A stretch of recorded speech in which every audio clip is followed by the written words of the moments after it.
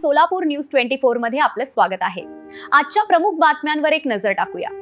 Solapur Chincholi MIDC येथून अक्षय परमेश्वर पुल्लूर हे दुचाकीवरून सोलापूर पुणे राष्ट्रीय महामार्गावरून सोलापूरच्या दिशेने येत होते। अक्षय दुचाकी चालवत होते व दुचाकीवर 2 चिमुकले बसवले होते। शिवाजीनगरजवळील हॉटेल विनय समोर दुचाकीचे अचानक टायर फुटले आणि भरधाव दुचाकी दुभाजकाला धडकली। त्यात 5 वर्षाच्या चिमुकल्याचा मृत्यू झाला आहे।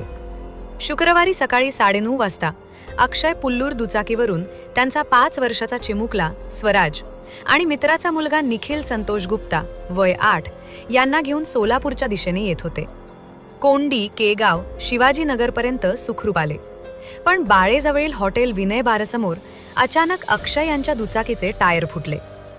भरधाव दुचाकीवर नियंत्रण मिळवण्याचा प्रयत्न अक्षय यांनी केला, पण त्यांचे नियंत्रण सुटले आणि दुचाकी दुभाजकाला जाऊन जोरात धडकली। त्यात दुचाकीवरील सगळेजण रस्त्यावर आपटले। अपघातात 5 वर्षाचा स्वराज गंभीर जखमी झाला आणि त्याचा जागीच मृत्यू झाला। अक्षय व निखिल यांच्या हातापायाला डोक्याला दुखापत झाली आहे। जखमींना तातडीने सिव्हिल हॉस्पिटलमध्ये दाखल केले, परंतु चिमुकल्या स्वराजचा उपचारापूर्वीच मृत्यू झाल्याचे डॉक्टरांनी घोषित केले।